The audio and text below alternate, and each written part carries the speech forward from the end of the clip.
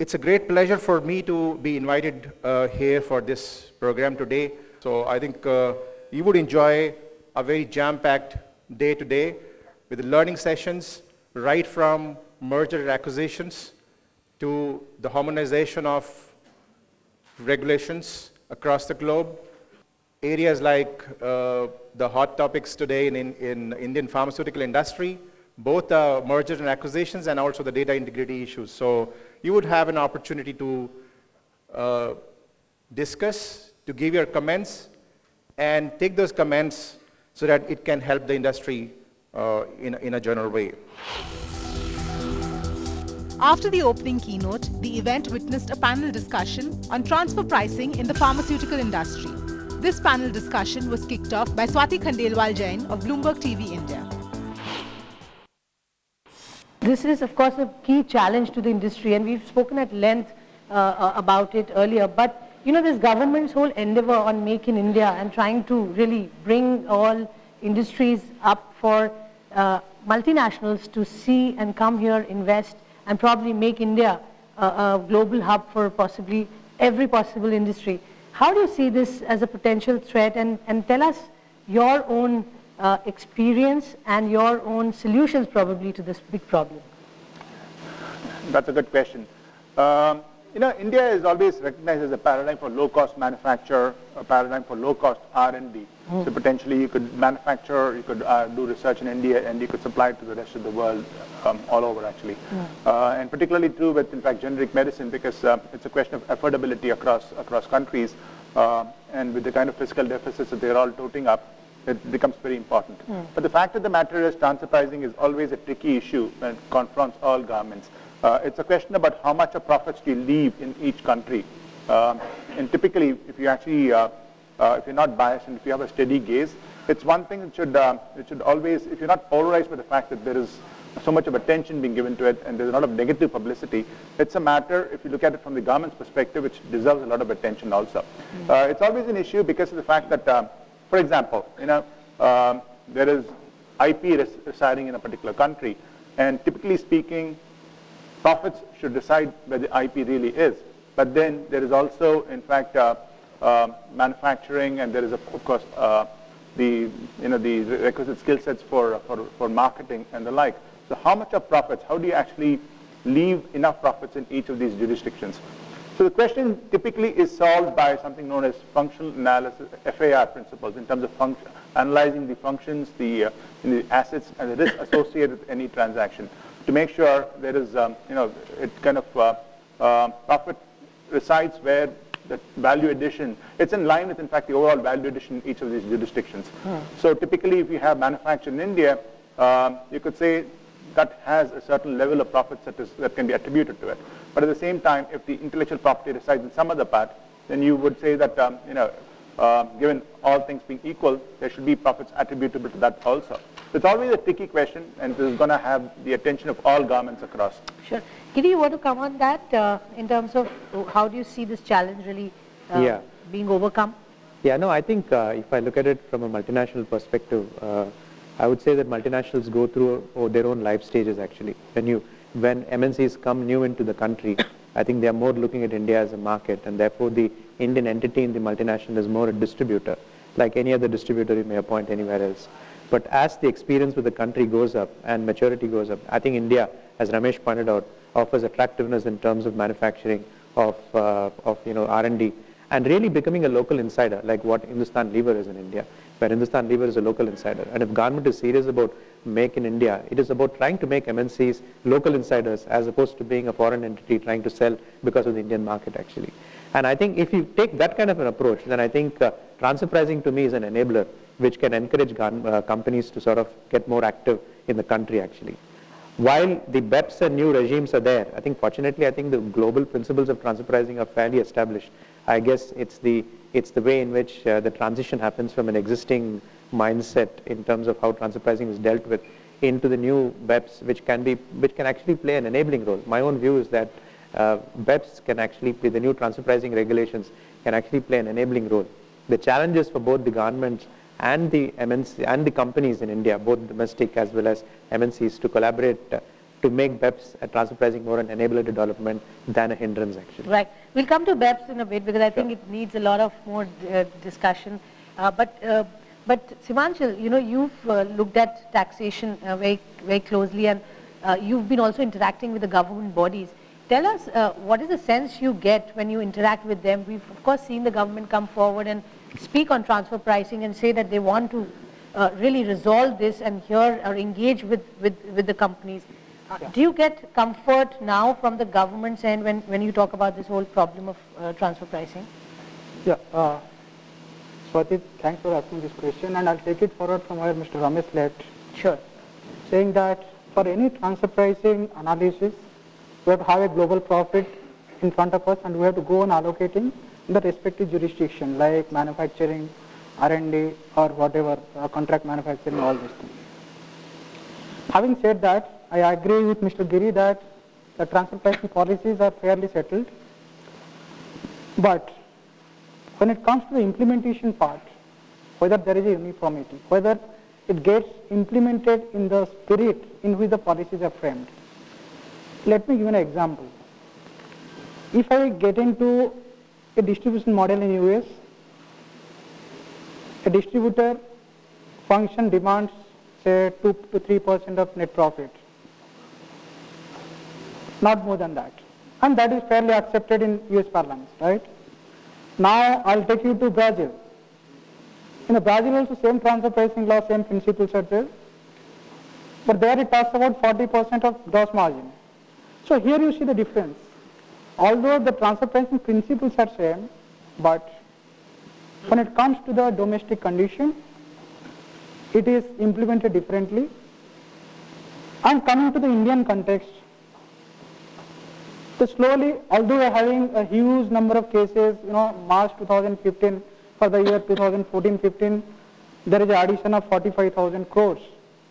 And let me give statistics, more than 70% of cases finally get settled in favor of taxpayers. But we have to go through that journey. Neither tax department benefits nor the RCC benefits. Who benefits are the advocates or lawyers, whoever may be. But there is certain change in the mindset of the government. I am seeing there is a lot of engagement happening from the government side. When you come to the negotiation, you will know how all these things are going to be standardized throughout the globe. I see a lot of positivity in that. All right, a lot of positivity. So that's a good sign. Shilpa, I want you on what your engagement with the industry when they come up and talk about this issue and how do they resolve it is some of the ways that you probably suggest to them. Tell us what works best in a situation where a pharma company tackles with this problem. What are some of the key ways where they can probably be little bit on a comfort zone? So basically when MNCs really come up, the key issue which really concerns them is the reputation risk. Right. Because when you deal with transfer pricing, you're dealing with cross-border transactions, as well as now with the domestic transfer pricing regulations come in, the tax holiday units, etc. And here the key stakeholders who are involved is, the shareholders of the organizations where they are dealing with, and of course the government who wants a fair share of taxes. So when we look at advising clients or etc., we need to keep the entire gamut in perspective and ensure that whenever they're setting up their prices, they are actually setting in accordance with the functions that they are performing, and with the functions comes the risk. It's more the substance over the form. It's not the contractual arrangements which should be really driving the way they operate, but the actual conduct in which the way they do really drive. And we really take this into consideration when we really advise clients in terms of setting their prices. And the other aspect which really throws in here is in India we have a transfer pricing governed through the Companies Act. You have cost audits which require you have the Income Tax Act, and what's really important is that uniformity in that, because as a company I'm representing that, so I need to ensure there's uniformity. I cannot be having a different while the government operates differently for Customs or Companies Act or Income Tax Act, but from an organization perspective there needs to be uniformity. It's clear that India is going to play an increasing role, and we think we can make a real difference to help Indian companies play that role and to help companies in the rest of the world benefit from India's contribution.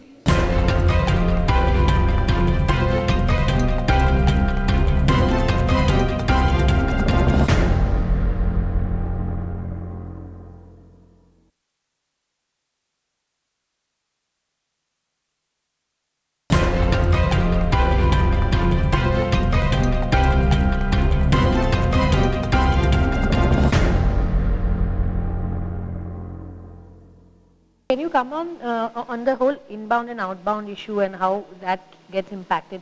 If you talk specifically in the inbound bit. Yeah. No, I think on the inbound side for MNCs, the companies need to be sort of be mindful in terms of how they plan the entire inbound activities. Typically, there are 2-3 levels of challenges. The first is the import price of materials itself. I think that needs to be fair, needs to be benchmarked so that it survives the test of transfer, not just from a tax perspective, as Silpa advised, even from a Companies Act perspective, in terms of related party transactions and all that. So that's number one. The second thing which comes in is that if the Indian entity is to be a distributor, who's a low risk distributor, whose only job is to sort of import and sell in the domestic market, then we need to ensure that the Indian arm of the MNC is not playing the role of a brand builder actually. Because if there is a role of brand building being played by the Indian companies, by the Indian arm of multinationals, then that is, you're invariably trying to create an IP here, and therefore that leads to greater challenges. And therefore we need to make sure that the advertising and promotion are more linked in terms of local distribution costs and not as brand building costs. It's the second element which comes into play. Sure. How do you see the role of corporates here? I would maybe ask Simanchal to respond to it to start with.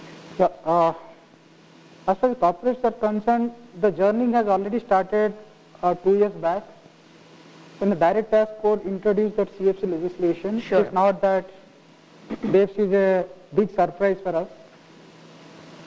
So that journey has taken us to a level where I'll say that we are there at quite a good amount of compliance, or quite a significant amount of compliance to the BEPS. However, there are certain groundwork somebody has to do. Somebody has to see, take a subsidiary profile or a company's related company's profile and see whatever the activities are done, whether the people are there to manage those activities or not, and vice versa. If the people are there, you'll find both all type of combination. In a particular subsidiary, you'll have a people, but they're doing a work for some other subsidiary, where you'll have the work, but people may not be there. So this kind of mapping has to be done to bring down to a reconciliation that the functions are supported by the people. That is substance number one. The other pillar of BEPS talk about the coherence. The coherence means when you give your entire transfer pricing documentation to a tax officer, he will tend to compare the practice that you are having for company A with the company B. Suppose with a particular company, with a particular subsidiary, I am factoring the entire cost through my distribution model, whereas in case of company B, which is my subsidiary, I am having 2 streams of remuneration. One is the distribution, another is the service. Sure. So all these will wait for the explanation, and we have to be ready for all these explanation also. Ramesh, when you talk about corporates, are you geared up, you're ready? Also, the expectations you have from the government really, I mean, to be very specific, things that will ease, weigh things down to, getting actions or things done. Yeah, so from a corporate perspective, I would go with, as my co-panelists were saying, the first I think is documentation, and I would ensure that documentation is in place to kind of reflect the intent. The second, of course, is to make sure that there is substance, if I'm indeed looking at IP in various parts, to ensure that there is substance to meet with, in fact, the demands of, making sure that the IP is emanating from that. From the government's perspective, I would actually, urge that they actually are not polarized by the thought that corporates are out there one can't help that, to lower taxes being paid in every jurisdiction. As long as we work together in order to jointly discover where there is value, it will be good for both of us. All right. Shilpa, you think it's too late now because the timeline is very close and there are still some issues, niggling issues that need to be resolved, or we'll be able to meet that the 1st April timeline that we are talking about? It's like for companies who have been operating in a fashion where they have their pricing policy and the way they operate is really based on what the OECD BEPS is saying, then it's, they are all ready for. But companies which have been basically routing the foreign low tax jurisdictions to park their profits. They will have a lot of work to do in order to make that. So that's so it's like the readiness is dependent on from how a company really operates vis-a-vis, overall on a generic basis.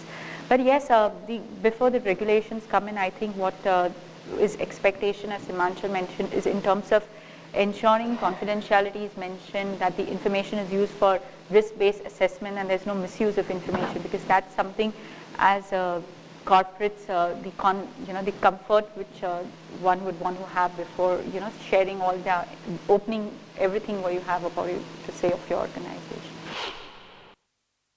It's been a very, very successful event for us, and we've been strengthening our partnership by our participation even with the first pre-connect, which is scheduled this year by the UBM group.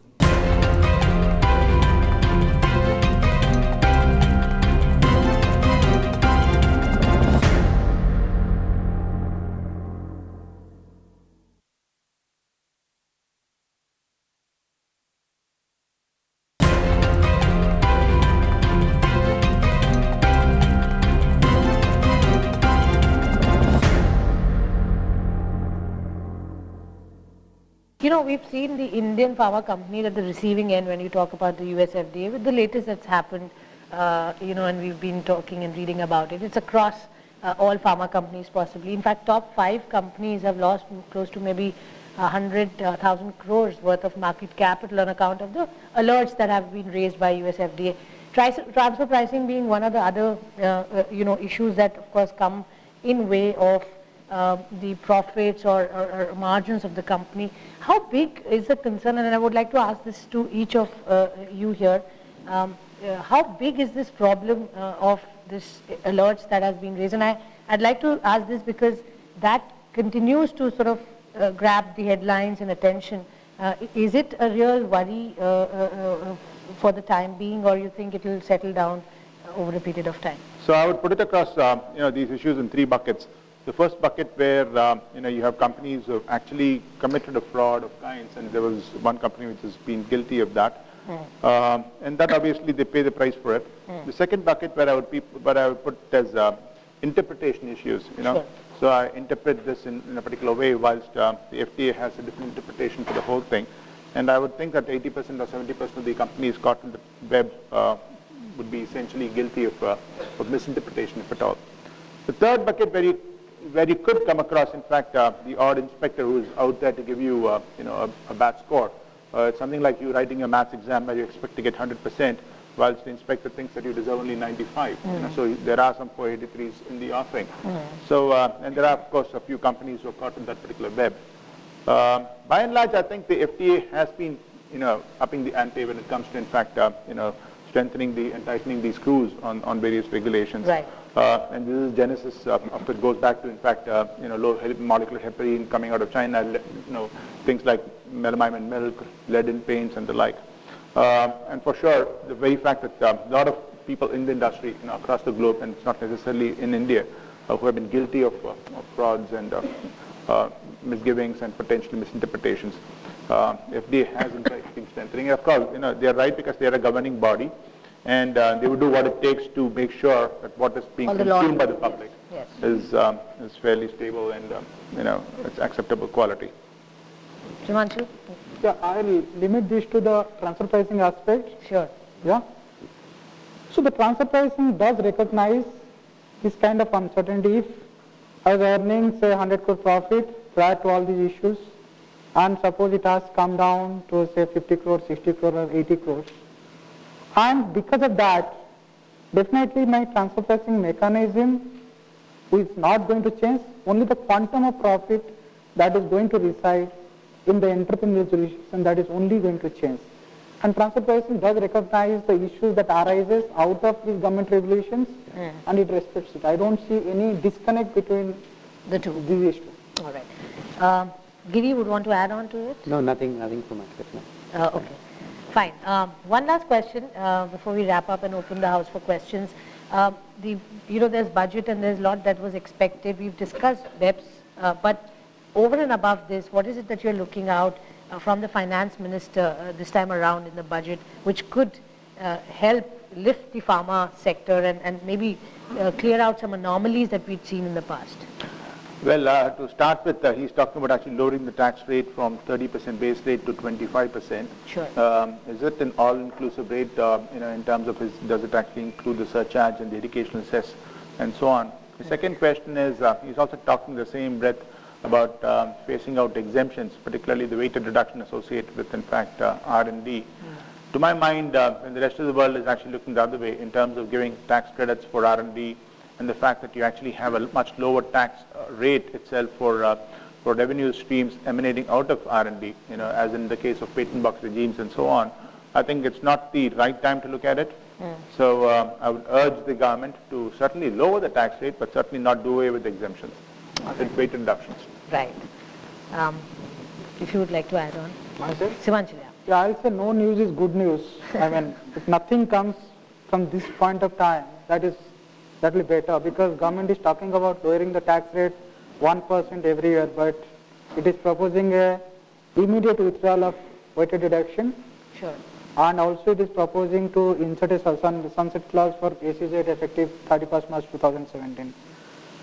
So I agree with Mr. Ramesh. I think although it can reconcile the lower of tax with withdrawing the SEZ benefits, but R&D weighted reduction, certainly it is not only going to help in tax, but government has to see a big picture that is making India. Unless you empower the healthcare industry, unless you empower the innovation in India, Sure. and which is, of course, R&D weighted reduction is a major step towards that. If I take you back, 1997 they introduced 125%, they increased to 150% in 2011, now they are 200%, and overnight they want to take it out totally. So it is not only going to impact tax, it is also going to impact our economy. So that is also my urge. And the second thing I'll request to government to bring down the MAT rate in the same proportion as a corporate tax rate, because it was introduced at a time, over a period of time, if it is going to reduce, MAT also should going to reduce. All right. Kiri, you would want to add on to your pitch? No, I think the only thing I would say is that when you talk of access, and as you see, the government healthcare spending is very low, and a lot of the activity is actually shifting to the states in terms of implementation actually. And as that goes up, look at tax on an integrated basis. Like for instance, if there's an import duty which is going to affect the price of a drug in a particular state, look at it on an integrated basis, because I think there is an offset between an import duty on one side and an affordable price in a state program, for instance, actually. So I think there's an opportunity to look at things holistically.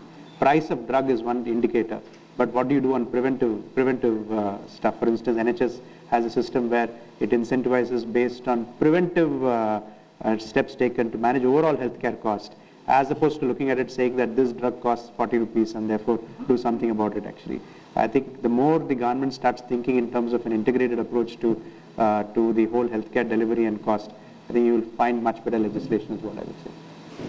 Shilpa, you would want to add on to? Yeah, I would want to give it more of a business angle, more of a public angle to it, that in terms of what the government needs to do for the people is to ensure that they have a protection, because if you look at India demographics, you have a larger population which is below the poverty line, so something to give them protection, so that once if their health improves, then it helps them in taking the government agenda forward in terms of growth and business development. Sure. Thank you very much, Jessica. Thank you. As a closing remark, I would like to just say a couple of words. As you can see, the Indian pharma industry is on a path of steady growth. Good economic growth leading to high disposable income, increasing disease burden, improvement in healthcare infrastructure are driving growth in this market. But however, as we have discussed today, the market faces certain key challenges that all of our stakeholders will have to address it in a very pragmatic manner.